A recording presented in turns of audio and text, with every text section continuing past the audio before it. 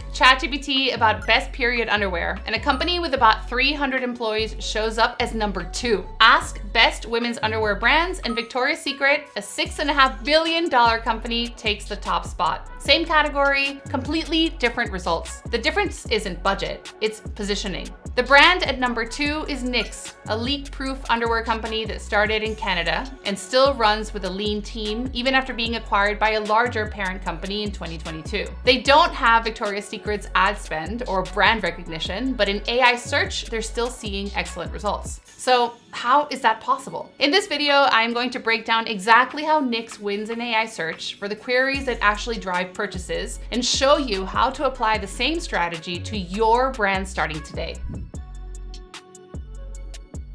Be relentlessly consistent. Victoria's Secret is a $6.5 billion company. They're doing fine, but when you cover that much ground, underwear, bras, swimwear, beauty, loungewear, pink, you're a mile wide and an inch deep. That's not a flaw, just the reality of a massive brand. But it leaves positions in the market undefended. And that's where brands like Knix, or you, if you're a smaller company, can walk right in. Knix sells a lot of the same products, but look at how they name things. Super leak-proof Dream Short, leak-proof ultra thin no-show high-rise. The product names reinforce the same word, leak-proof. They even have leak-proof underwear in their top-line navigation. That focus pays off in AI search. Ask ChatGPT best period underwear, Knix shows up at number 2. Best leak-proof period underwear, number 3. Victoria's Secret doesn't appear in either of those results. To understand why, it helps to know how AI search actually works,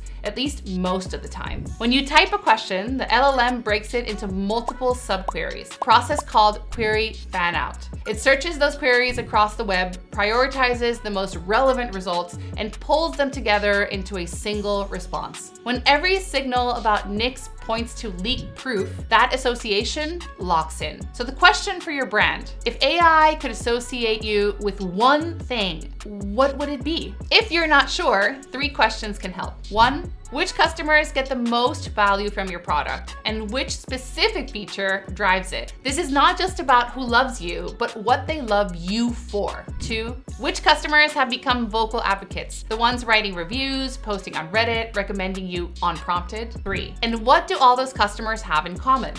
Not demographics. Look at the workflow, the problem, the use case. That overlap is your niche. But finding your niche is only half the battle. If you've been doing marketing for any length of time, you know the problem. There's always more you can do. More UX updates, more top of funnel articles, more landing pages. The question isn't what to do, it's where to start. If you go the Knix route, that question answers itself. You start with the thing you want AI to associate you with, and you go deeper on that than anyone else in your space. Look at how Knix structures their site. Their underwear navigation is organized by absorbency level, ultra, heavy, moderate, light, essential, with each level spelled out in tampon equivalents so you know exactly what you're buying. An AI parsing this site doesn't have to guess what Knix is about. Every category and product name reinforces the same thing.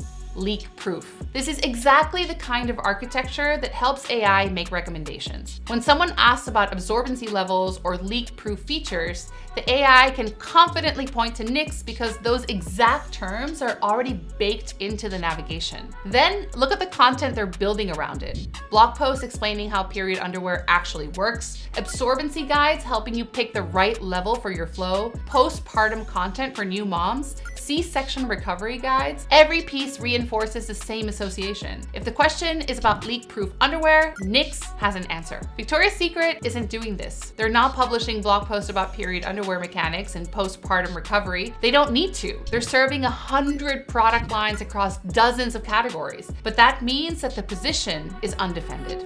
And when someone asks ChatGPT, how does period underwear work, or best underwear after a C-section, the answer comes from the brand that actually built content around those questions. That's your opportunity. You don't need to out-content your biggest competitor across every topic. You need to out-content them on your one thing. So thoroughly that AI consistently associates you with it. And it's not just your own content that matters. AI models weigh third-party sources heavily because they're seen as more objective. Good Housekeeping physically tested Knix products. Consumer Reports ran independent reviews. In Style and Women's Health featured them in best of roundups. Those articles become exactly the kind of sources LLMs cite when making recommendations. You can find gaps in your own third-party coverage using Semrush's AI Visibility Toolkit. Head to Competitor Research, scroll down to Sources, and filter for Missing. That shows you every source that mentions your competitors but doesn't mention you. That's your pitch list. Reach out to those editors. Pitch best of and comparison lists in your niche, and build relationships with creators who share real use cases. So how do you know if it's working? Test it. Go to ChatGPT, Perplexity, or Google AI mode in a private browser and run queries your customers would actually ask. Best for use case. Which brands are you known for? Insert your thing. You can also use Semrush's AI Visibility Toolkit to track your brand's presence across AI platforms over time. If your brand shows up, your positioning is landing. If it doesn't, now you know what to work on. Tighten the messaging, build more content around that one association, and get third parties saying it too. Want the full playbook? We broke down everything in the Knix case study. The link is in the description. Now, what brand do you think punches above their weight in AI search? Drop it in the comments. I'm genuinely curious what you're seeing out there. And if you want more breakdowns like this, subscribe so you don't miss the next one in the Brand Visibility Bootcamp series. I'm Rita Cidre, and I will see you in the next video.